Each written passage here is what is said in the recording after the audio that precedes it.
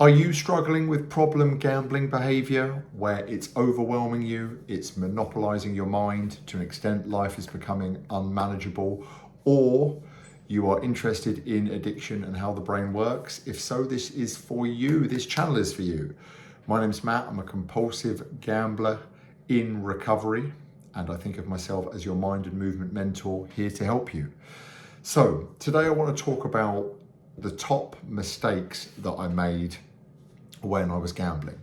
Now, there are loads of day-to-day, week-to-week mistakes that I made, but these ones kind of stand out. I always say on this channel, I make this content for a younger version of myself. Would they have listened? Maybe, maybe not, but it would have been beneficial, this kind of content being there nevertheless. So the number one mistake, well, these are in no particular order, but firstly, it was to make the mistake of thinking that it was about the money. Now, I have ADHD. I get a lot of dopamine from compulsive spending, shopping, buying things, new shiny novel items. And to an extent, I thought that the gambling was to fuel more of that. Except I rarely bought myself anything. The money that I had was my gambling fund. And there was a part of me that thought delusionally that if I won big, I'd buy this, that, and the other, but I never did, even on wins I did have. But there was another part of me that thought that it was going to be my cue to get rich. It was going to provide me with all the things that surplus money gives you: comfort, safety, security. So I made the mistake in thinking that it was about financial means and it was a balance sheet and in some way the money that was relevant. And it wasn't. It was about me changing my state, coping with situations, escaping reality. To an extent, the thrill of planning the bet, placing the bet, waiting to see if the bet was successful. At no point was it ever actually seriously about money. And my brain would often lead me in the direction that it was. And that just was not accurate. And I think that can, I don't want to speak for anyone else, but that can often be the case for compulsive gamblers. A lot of the studies show when they look at the brain, what's addictive and what's really sought after is that thrill of where is the ball going to land on the roulette table. Not, oh, it was my number, how great, now I can do X and Y. The next one was I was massive for what is known as the gambler's fallacy.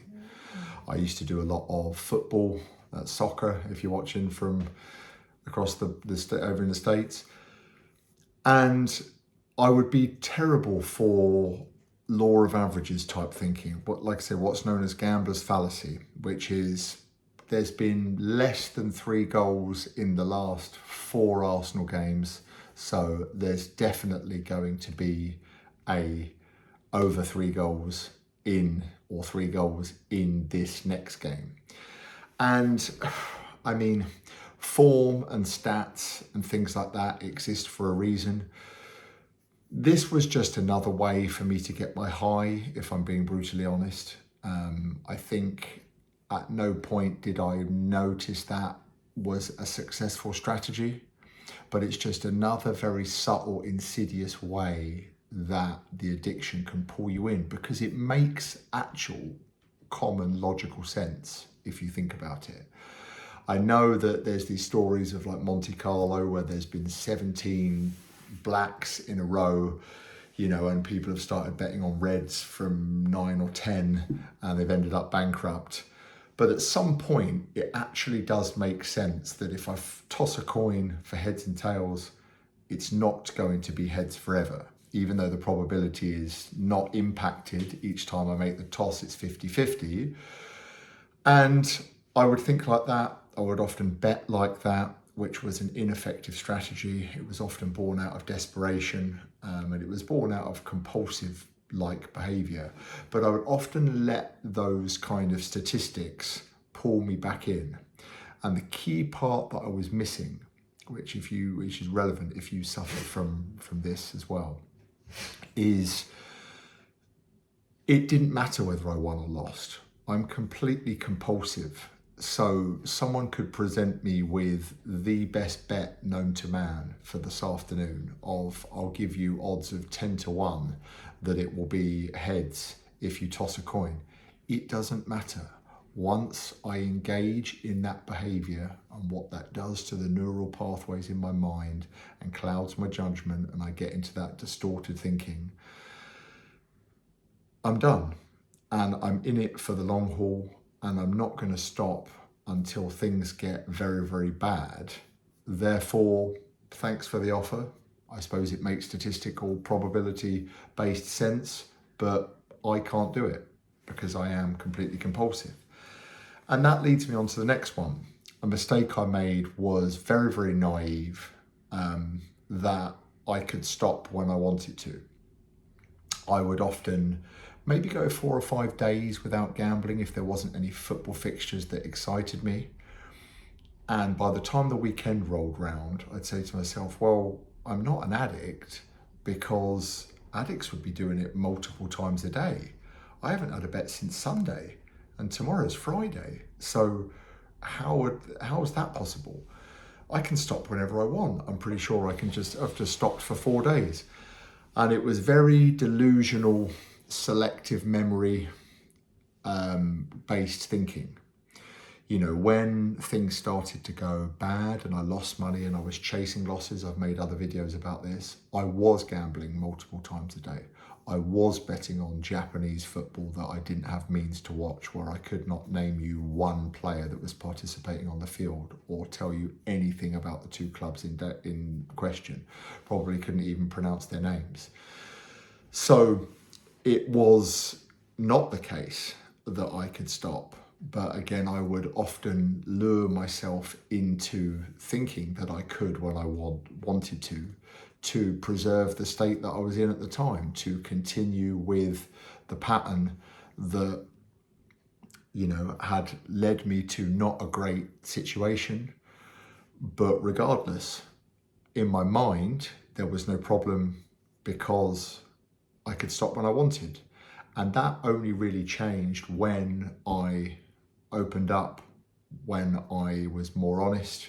I always start these videos by saying I'm a compulsive gambler in recovery, and to an extent that is somewhat therapeutic, and that is the way for me to live my life, that I need to be proactive with my recovery.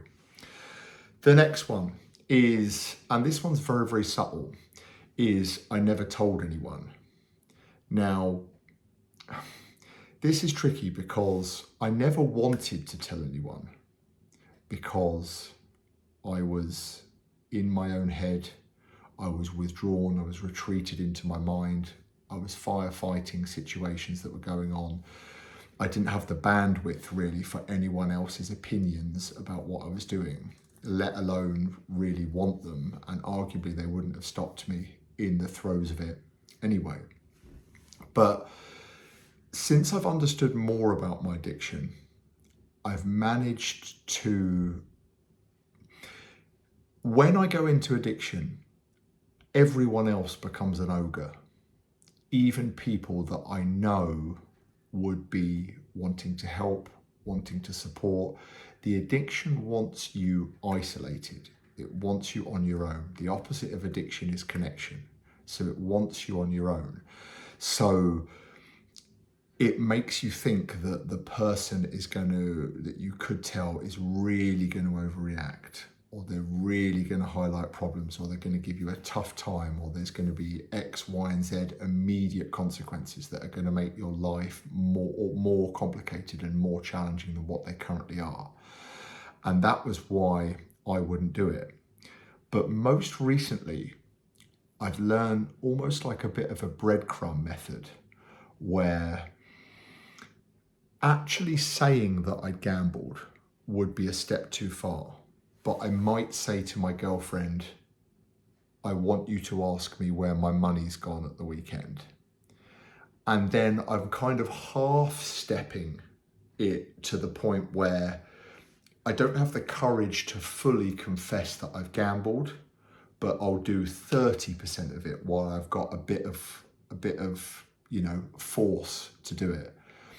And then I know that the conversation's going to come round. I know she's going to press me at some point, and that will be a way of me actually then being able to say it. This sounds perverse and probably weird, but you can truly get to a point where it almost looks binary. It's I carry on and I completely solve all my difficulties and I gamble myself out of this hole, or I completely go pop and implode, which there's levels to, but is obviously could be catastrophic. Or I tell someone and they hate me and life is terrible because then everyone knows and it's kind of like, it's not always like that. What you've got to do is reach out for help in a way that benefits both parties. And that can be a way of doing that. I can't quite get this idea straight in my mind, but I know it's very, very valid because I've struggled with this in the past. And I'll perhaps make another video on this. But that is some thoughts of some mistakes that I made. Hopefully some of this maybe resonates and maybe gives you some ideas to think about acting and behaving a little bit differently. I hope it does. That's why I make these videos, like I say. Please comment below and help me reach more people by liking the video if you enjoyed it, subscribing to the channel. I have new videos every single week about a topic that I am incredibly passionate about. Thank you so much for watching. See you in the next video very soon.